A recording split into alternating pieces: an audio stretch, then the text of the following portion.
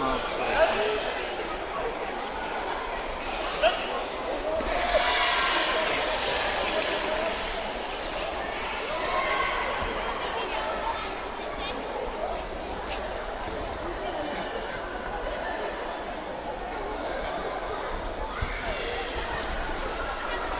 皆さん下見んように下見んように。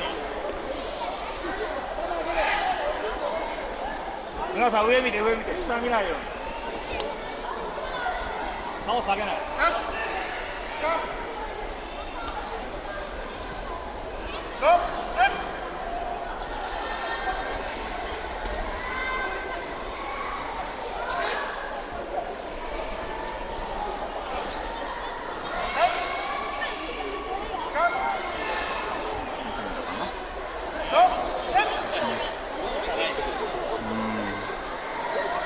ペースはなかなかあれですね、自分のペースに持っていきにくいですね。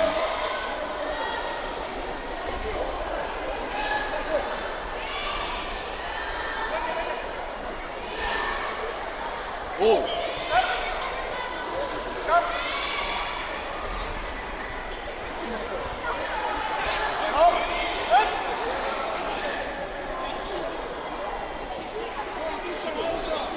皆さんも行きましょう。あと1回で反則負けになります。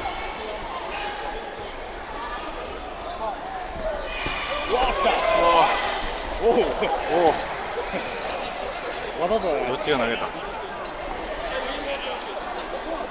うわどっか痛めてそうですね。足首痛めたから。